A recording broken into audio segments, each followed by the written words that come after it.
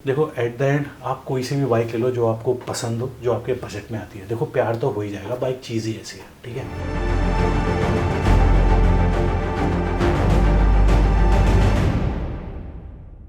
दोस्तों, अगर बाइक लेने की सोच रहे हो या ऑलरेडी बुक कर दी है तो एक बार मेरी बात सुन लो। आजकल मार्केट में बाइक के ऑप्शंस ही ऑप्शंस हैं। 10-20 हज़ार रुपए डालो और एक नई बाइक का मॉडल आपके सामने पेश है। बाइक्स ही बाइक्स हैं। और बेस्ट तो मेरे एक सब्सक्राइबर का कमेंट था भाई, जब उसने लिखा, बड़ी हंसी आई मेरे को, कि जब भी यूट्यूब खोलता हूँ आरी की एक नई बाइक लॉन्च हो जाती है। दोस्तों, मार्केट में बाइक्स बहुत सारी हो गई हैं, बहुत टफ कंपटीशन है, किसी में कुछ, किसी में कुछ, किसी में कुछ। पर आजकल कुछ कंपनियां कुछ टेक्नोलॉजी को लेके काफ़ी एडवर्टाइज कर रही हैं कि हमारी बाइक में ये टेक्नोलॉजी है। जो बड़ी कॉमन टेक्नोलॉजी आजकल मार्केट में आ रही हैं, जो अभी तक नहीं थी, अब धीरे धीरे मार्केट में बाइक्स में आ रही हैं, उनका बिल्कुल सिंपल भाषा में बात करेंगे हम, बिल्कुल सिंपल एक्सप्लेनेशन देंगे। क्योंकि इस वीडियो के बाद आपको कोई एग्ज़ाम नहीं देना है या फिर वो टेक्नोलॉजी खुद डिज़ाइन नहीं करनी है। बस आपको ये समझना है कि वो जो टेक्नोलॉजी है वो ज़रूरत की है या नहीं आपके लिए। जिन टेक्नोलॉजी की मैं बात कर रहा हूँ या जिन फीचर्स की मैं बात कर रहा हूँ वो है number 1 ABS, number 2 traction control, number 3 assist and slip clutch, number 4 ride by wire technology. ठीक है दोस्तों, तो इन 4 पॉइंट्स के बारे में या इन चार फीचर्स के बारे में मैं बताऊंगा आपको कि ये इनसे होता क्या है, इनकी आपको ज़रूरत है या नहीं, या इनके कोई नेगेटिव्स हैं, वो सब मैं आपको बताऊंगा। ठीक है, बस इतना कि आपको समझ में आ जाए कि ज़रूरत है कि नहीं। शायद आप में से बहुत से लोगों को इन चारों के बारे में पता ही होगा, तो अच्छी बात है, थोड़ा सा और समझ लो। पर अगर आपको इसके बारे में आइडिया नहीं है ज़्यादा, तो मैं आपको सरल भाषा में एक्सप्लेन करता हूँ इन चारों को कि ये एक्चुअल में है क्या। दोस्तों, सबसे पहला पॉइंट है ABS। ABS करता क्या है दोस्तों? तो जैसे कि बता रहा है एंटी ब्रेक, मतलब कि आप जो ब्रेक दबाओगे उसके एंटी काम करेगा। एंटी काम करेगा मतलब ये रुकने नहीं देगा। हाँ दोस्तों, आपने सही समझा। वैसे तो काफ़ी कॉमन ये फीचर हो गया है, पर अभी भी बहुत सी बाइक में किसी में सिंगल चैनल आता है, किसी में डुअल चैनल आता है। करता ये है कि जब आप एकदम से इमरजेंसी में तेज़ ब्रेक दबा देते हो तो आपका जो व्हील है वो लॉक नहीं होता इसमें। वो मतलब अगर आप एंटी ब्रेक ABS नहीं है तो जैसे आप हार्ड दबाओगे एकदम से जो आपका टायर है वो लॉक हो जाएगा, और लॉक होने के बाद अगर आपने हैंडल मोड़ने की कोशिश करी तो वो स्किड हो जाएगा, और अगर स्ट्रेट लाइन में स्किड होता हुआ चला जाएगा, और आप टर्न तो कर ही नहीं पाओगे। जैसे आपने टर्न किया, गई भैंस पानी में। ठीक है, पर ABS क्या करता है कि जब आप दबाते हो जोर से, तो जब वो जो आपका उसमें ECU समझ लो, जो उसका सेंसर है, वो समझ लेता है कि भैया अब टायर लॉक होने वाला है, तो वो जो आपका ब्रेक है वो रिलीज कर देता है। ब्रेक रिलीज कर दिया तो फिर से वो घूमा, फिर ब्रेक लगा, फिर घूमा, फिर ब्रेक लगा, तो वो उसको लॉक नहीं होने देता। और इससे क्या होता है कि जब आप लॉक नहीं होने देता, आप इमरजेंसी में कहीं आपने एकदम से तेज ब्रेक दबाया, तो अगर आपने हैंडल भी मोड़ा तो आपकी जो बाइक है वो टर्न कर जाएगी, क्योंकि आपके जो व्हील है वो लॉक नहीं हुआ है, वो घूम रहा है, तो इसलिए आप टर्न भी कर जाओगे। अगर आपके सामने कोई पत्थर आ गया, कुछ आ गया, तो आप उससे निकल जाओगे। अब सिंगल चैनल और डबल चैनल, इसमें बस ये चीज़ है कि सिंगल चैनल जो आ रही है उसमें सिर्फ आगे ABS है कि आगे वाले टायर को लॉक नहीं होने देगा, और जो डुअल चैनल ABS आता है उसमें आगे और पीछे दोनों में होता है ABS वाला फीचर। कॉस्ट कटिंग वाला फीचर है, और कोई ज़्यादा अंतर नहीं है इसमें। और ABS में ही एक स्विचेबल ABS भी आता है बहुत सी बाइक्स में, कि उसमें आप जो पीछे वाला रेयर वाला जो ABS है वो स्विच ऑफ कर सकते हो। जो आपने काफ़ी जो adventure bikes, off roading bikes होती है, उसमें होता है ये फीचर। क्योंकि जब आप मट्टी में, डर्ट में, जब आपको अपना पीछे स्लाइड मारनी है और वो सब करना है, तो क्या होता है कि जो ABS होता है वो आपके व्हील को लॉक नहीं होने देगा, और जब लॉक नहीं होने देगा तो आपको ड्रिफ्ट नहीं मिलेगा। तो बहुत से लोग क्या होता है कि ABS को ऑफ कर देते हैं पीछे। और बहुत बार क्या होता है कि ब्रेकिंग भी ऑफ रोडिंग कंडीशंस में क्या होता है कि आपको वो इस तरह का ऐसा चाहिए होता है ब्रेक कि वो एकदम से बस जाम हो जाए। वो सब ऑफ रोडिंग के लिए होता है, इसीलिए ज़्यादातर जो स्विच ऑफ वाला ऑप्शन है वो आपको एडवेंचर बाइक्स में मिलेगा, स्विच ऑफ वाला जो फीचर होता है। उसके बाद समझते हैं ट्रैक्शन कंट्रोल क्या होता है। जैसे ABS होता है कि जब आप तेज़ स्पीड पे जा रहे हो या स्पीड पे जा रहे हो और आप रोकते हो, तो वो रुकने से आपको कंट्रोल करता है कि आपकी बाइक लॉक ना हो। उसी तरीके से अगर उल्टा ले, जब आप एक्सीलेटर देते हो, एक्सीलेट करते हो बाइक को, तो जब बाइक एकदम से भागती है तो आपका जो टायर है वो स्पिन ना हो, मतलब कि समझ लो एक ही जगह से स्पिन नहीं होते। जैसे अगर आप बर्न आउट मार रहे हो, पीछे वाले टायर का बर्न आउट मार रहे हो, एक ही जगह पे स्पिन हो रहा है, तो वहाँ पे आपको वो नहीं होने देगा। वो क्या होता है कि जो आपका थ्रॉटल है या वो उसको कंट्रोल करेगा कि भैया जैसे ही उसको लगेगा कि ये स्पिन होने लगा है, इसमें से पावर वेस्ट हो रही है, कि आगे नहीं जा रही है बाइक, वहीं पे स्पिन हो रहा है, तो आपको जो थ्रॉटल का रिस्पॉन्स है उसको रोक देगा, ठीक है। और जैसे ही रोकेगा पावर कम होगी, फिर आपको ग्रिप मिलेगी। तो ये बहुत मोटा मोटा मैंने आपको बेसिक चीज़ बता दिया, ट्रैक्शन कंट्रोल किस लिए होता है, ABS से क्या होता है। अब हम चलते हैं तीसरे पॉइंट पे, वो है आपका असिस्ट एंड स्लिप क्लच। तो स्लिपर क्लच आपको पता ही होगा, स्लिपर क्लच अगर नहीं पता मैं बता देता हूँ कि जब सिंपल सा एग्जांपल देता हूँ, जब आप एक गियर से दूसरे गियर शिफ्ट करते हो तो आप क्लच दबाते हो और फिर आप अगले गियर पे जाते हो, तो आपको एक जर्क सा आता है। पर अगर आप नॉर्मली गियर चेंज करोगे, बिल्कुल हाई RPMs पे नहीं जाके करोगे, नॉर्मल डिसेंट RPMs पे जाके गियर चेंज करते रहोगे, तो आपको कोई ऐसा झटका नहीं लगेगा। कभी कभी आपने देखा होगा कि जैसे डाउन शिफ्ट कर रहे हो, कि जैसे 4th गियर में चल रहे हो और एकदम से आपका 2nd गियर लग गया, तो एकदम से झटका लगता है नो, क्योंकि 2nd गियर का जो RPM है उस पर एकदम से मेंटेन करने के लिए आपका टायर ज़्यादा तेज स्पिन कर रहा है, तो वो उसको मेंटेन करने के लिए, बैलेंस करने के लिए एकदम झटका लगता है कि भाई ये क्या एकदम से इतना कैसे कम कर दिया। तो स्लिपर क्लच क्या करता है कि वो जो ट्रांजिशन है एक गियर से दूसरे गियर का जो ट्रांजिशन है, वो समझ लो एकदम ऐसे ना करके ना ओवरलैप करके एकदम सॉफ्ट कर देता है, सॉफ्ट कर देता है कि भैया जब आप एक गियर से दूसरे गियर जाओगे या डाउन शिफ्ट करोगे, तो जो चेंज ओवर है एक गियर से दूसरे गियर में, वो एक तरीके से सॉफ्ट कर देता है। समझ रहे हो कि मतलब एकदम झटके से नहीं होता, मतलब समझ रहे हो ना। मैं बहुत ज़्यादा डिटेल में नहीं जानता, क्योंकि उसमें जो टीथ्स होते हैं, प्रेशर प्लेट होती है, फिर वो उसमें घुसती है, फिर उसके जो टीथ्स हैं वो अलग तरीके से डिज़ाइन हैं, बॉल्स हैं, बहुत सारी कॉम्प्लिकेटेड चीज़ें हैं अंदर जो डिज़ाइन होता है स्लिपर क्लच जिस तरीके से। पर मोटा मोटा ये है कि आपका जो गियर चेंजिंग है, और ख़ास तौर से डाउन शिफ्टिंग में आपको ज़रूर ज़्यादा महसूस होगा। मेरे साथ बहुत बार हुआ है पहाड़ों में कि मैं जा रहा हूँ, टर्न ले रहा हूँ और 4th गियर पे हूँ या 3rd पे हूँ, सडनली मैंने डाउन किया और वो फर्स्ट लग गया, तो एकदम से झटका लगता है, समझ रहे हो। तो वो चीज़ नहीं होने देगा, वो स्मूथ करेगा गियर चेंजेस। असिस्ट ये होता है जो प्रेशर प्लेट, जो आपका क्लच है, जो उसको फ्लाई व्हील समझ लो जिसमें पावर आ रही है, और क्लच वाली जो प्लेट जो लगती है उसमें स्प्रिंग्स होते हैं, तो जब आप क्लच दबाते हो ना तो स्प्रिंग्स वो खींचता है उसको कि भैया ये हटो, दूसरा गियर लगना है। तो वो असिस्ट में क्या होता है कि एक तरीके से वो जो स्प्रिंग हटाने का जो प्रोसीजर है, उससे आपको कैसे बताऊँ मैं आपको सिंपल टर्म्स में, कि आपका क्लच स्मूथ हो जाता है। बेसिकली काफ़ी जो काम है ना वो नीचे क्लच प्लेट और वो ही कर लेते हैं, तो आपका जो हाथ का काम है वो थोड़ा सा ईजी हो जाता है, तो आपका क्लच लाइट हो जाता है काफ़ी। एक स्लिपर क्लच है, एक स्लिपर एंड असिस्ट क्लच है। जो असिस्ट है इट जस्ट आपका जो क्लच है काफ़ी स्मूथ कर देता है। और ये चीज़ मैंने स्पीड ट्रायम्फ जो 400 प्रशांत ने ली थी, जब मैंने उसका क्लच देखा तो काफ़ी लाइट लगा मेरे को, and this is the reason, ठीक है।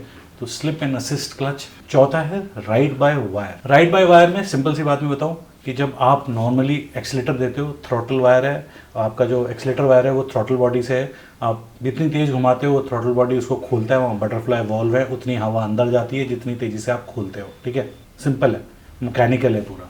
अब राइड बाय वायर में क्या है कि जो आपका जो ये तार है, ये जो रिस्पॉन्स है, ये डायरेक्टली थ्रॉटल बॉडी में नहीं जा रहा, तो थ्रॉटल बॉडी को ओपन खोलना और वो करना वो ECU करता है, मतलब एक कंप्यूटर प्रोग्राम करता है, कंप्यूटर चिप करती है, और वो कितना खोलना है कितना नहीं खोलना है वो डिपेंड करता है कि आपके जो थ्रॉटल आप कितना दे रहे हो, आप बेसिकली कौन से गियर पे हो, कितनी आपकी स्पीड है, उतना थ्रॉटल जो आप खोल रहे हो उतने की उसकी ज़रूरत है या नहीं। जैसे कि बहुत बार एग्जांपल देता हूँ कि आप स्पीड उतनी है नहीं, आप बहुत कम स्पीड पे हो और आप 4th गियर पे हो, और सडनली आप एकदम से पुश करने के लिए ज़्यादा देते हो, तो कभी कभी अगर ज़्यादा हवा चली जाती है, इंजन की स्पीड उतनी है नहीं, गलत गियर पे हो, तो इंजन स्टॉल हो जाता है और बंद हो जाता है, या बहुत बार फ्यूल वेस्ट भी हो जाता है। तो वो बिल्कुल परफेक्ट टाइमिंग करने के लिए, डिपेंडिंग ऑन आप कौन से गियर पे हो, क्या स्पीड है, कितना थ्रॉटल बॉडी आप घुमा रहे हो, ये सबको एक करके वो एग्जैक्ट हवा जाती है आपके उसमें। तो ये भी कंप्यूटर एक काम करता है। तो इससे आपकी जो स्मूथनेस आती है, फ्यूल कंजम्पशन में भी फ़र्क पड़ता है, and you have a better drive. So ये राइड बाय वायर है, ठीक है। सब बहुत बेसिक तरीके से मैंने आपको समझाया है, चारों पॉइंट मैंने आपको बता दिए। अगर स्टिल कोई क्लैरिटी नहीं रह गई हो, कोई कन्फ्यूजन हो, तो कमेंट्स में लिख देना, बाद में वहाँ पे भी बात कर लेंगे, ठीक है। थोड़ा किसी को ज़्यादा डिटेल में जानना है तो। सो दोस्तों, अब ये चारों चीज़ें आप जान गए, अब ज़रूरत की बात करते हैं। देखो ABS तो इंडिया में आई थिंक कंपलसरी हो गया है, या तो सिंगल चैनल होगा, 1 cc से नीचे सिंगल चैनल है, और 1 cc के ऊपर डुअल चैनल ABS आएगा ही, ठीक है। तो जब आएगा ही तो ज़रूरत है या ना हो, आपको चाहिए, ठीक है। पर ABS के फ़ायदे बहुत हैं, फ़ायदे जैसे मैंने आपको पहले ही बता चुका। और मेरे साथ एक एग्जांपल भी हुआ था, स्टिल रिमेंबर, काफ़ी पुरानी बात है, जब मैंने वर्सेस ली थी, मैं ZMR चलाता था, ZMR में ABS नहीं था, वर्सेस ली थी, तो तब मेरे को लगता था कि ABS की ऐसी क्या ज़रूरत है, ये है, मैं ऐसा थोड़ा सा सोच रखता था। फिर जब मैंने वर्सेस ली एबीएस की, मैं मनाली जा रहा था, स्टिल रिमेंबर एक पहाड़ों में था, एक टर्न था, और जैसे ही मैंने टर्न लिया ना, सामने भैंस आ गई, काले भैंस, जैसे यमराज जी एकदम से सामने, और मैं बस उसमें एकदम घुसने वाला ही था, मतलब ऐसे टर्न ले रहा हूँ और वो सामने खड़ी है, और मैंने एकदम से ब्रेक मारे, और ब्रेक मारने के बाद जो एक रिएक्शन होता है ना कि जैसे ब्रेक मारने के बाद मैंने उसको ऐसे करके ले गया, तो जब मैंने ब्रेक इतने हार्ड मारे मेरे को लगा लॉक हो गई और फिसल गई बाइक, पर हुआ नहीं। मैंने ऐसे ब्रेक मारे और मैं ऐसे करके निकल गया। I still remember that very clearly, काफ़ी सालों पुरानी बात हो गई। और फिर मेरे को उसी मोमेंट में रियलाइज हो भाई ये क्या हुआ एकदम से, मतलब मैं सोच रहा था कि ऐसे फिसल गए और मैं तो निकल गया, तब मैं समझा भाई ये एबीएस खेल गया भाई, मज़ा आ गया। उसके बाद आ जाता है ट्रैक्शन कंट्रोल। देखो traction control is not necessary, मेरे को ऐसा लगता है। मेरे को ऐसा लगता है कि जो बहुत ज़्यादा वो नहीं होते जिनको first on the red light पे सबसे आगे निकलना है अगली रेड लाइट तक, या जो थोड़े से रेस ओरिएंटेड हैं, ट्रैक ओरिएंटेड हैं, जिनको एकदम से तेज़ भागना है, वहाँ पे मैं कह सकता हूँ ट्रैक्शन कंट्रोल का काफ़ी फ़ायदा है। बट नॉर्मली जनरली जो चलते हैं नॉर्मल अपने जैसे लोग, वहाँ पे ट्रैक्शन कंट्रोल का मेरे को नहीं लगता कि इतना कोई ज़्यादा महत्व है, डिपेंडिंग कि आप उसकी कितनी कॉस्ट देते हो। देखो ये सारी टेक्नोलॉजी महंगी आती है, चाहे आप स्लिपर क्लच ले लो, इट्स एक्सपेंसिव। अगर आप राइट बाय वायर टेक्नोलॉजी लोगे वो भी एक्सपेंसिव है। एबीएस तो चलो कंपलसरी हो गया, traction control again is expensive thing. मतलब अगर बाइक में ये सब चीज़ें हैं तो उसकी आप पैसे दे रहे हो। ट्रैक्शन कंट्रोल का नॉर्मली उसमें ये बोल सकते हो कि स्लिपरी कंडीशंस में, जब स्लिपरी जो कंडीशंस होती है वहाँ पे जैसे आपने एक्सीलेटर दिया तो स्लिपरी कंडीशंस हैं तो एकदम से व्हील स्पिन ना हो जाए, तो वहाँ पे आप कह सकते हो ट्रैक्शन कंट्रोल का आपको फ़ायदा है। प्लस एक और भी चीज़ है वो मैं लेटर ऑन आपको बताऊंगा, ठीक है। उसके बाद स्लिप एंड असिस्ट क्लच, वो भी मैं आपको दोस्तों ये बोलूँगा कि रिक्वायरमेंट है, स्मूथ करता है राइड को, ठीक है। आपको इमरजेंसी में गलत गियर चेंजेस करोगे तो नेचुरली आपको वो झटके नहीं लगेंगे और बाइक डिस्टेबलाइज भी नहीं होगी। मेरे साथ एक दो क्लोज हुए हैं बहुत पहले एंड इट्स देयर, तो इट्स गुड, यू नो। आपका असिस्ट में तो आपका क्लच भी काफ़ी लाइट हो जाता है। पर हाँ, कुछ लोग ये बोलेंगे कि, और ये एक्चुअल में है, स्लिपर क्लच से क्या होता है कि जो आपकी इंजन ब्रेकिंग है, इंजन ब्रेकिंग आपको पता है कि मतलब आप पहाड़ से नीचे उतर रहे हो और आप न्यूट्रल मत करो, आप गियर्स में रखो तो आपका इंजन भी आपकी स्पीड को स्लो करता है, और अगर तेज़ जा रहे हो तो लोअर गियर कर दो और लोअर कर दो तो स्लो होता चला जाएगा। स्लिपर क्लच में थोड़ी सी जो इंजन जो ब्रेकिंग है वो थोड़ी सी कम होती है। प्लस कुछ लोग होते हैं जिनको भाई साहब ऑन द एज रहना होता है, जैसे रेसिंग वाले, जिनको बिल्कुल एकदम हाई आरपीएम पे जाके टॉप पे गियर चेंज करने होते हैं और फिर गियर चेंज करने होते हैं। वो जो एक ओल्ड स्कूल रेसिंग जो एक मेंटालिटी है ना, दैट थिंग की पूरा आरपीएम के टच करके नेक्स्ट पे और फिर टच करके नेक्स्ट पे, वहाँ पे कह सकते हो वो लोग शायद स्लिपर क्लच को उतना पसंद ना करें। But still generally mostly slipper clutch is a good thing अगर आपकी बाइक में है तो।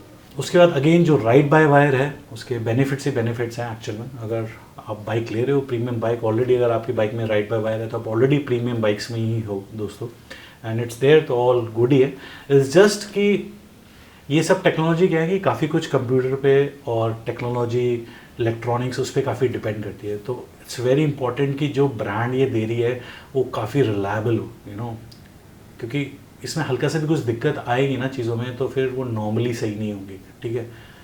और क्योंकि ये महंगी हैं तो खर्चा भी महंगा हो सकता है, but still they are all useful and it's good if you have them. So दोस्तों जनरली जो प्रीमियम बाइक्स होते हैं ना इंडिया में, प्रीमियम ब्रांड्स हैं, प्रीमियम बाइक्स हैं, डुकाटी हो गई, BMW हो गई, कावासाकी हो गई, ट्रायम्फ हो गई, एंड माइट भी एक दो और हो, मैं नाम बोल रहा हूँ।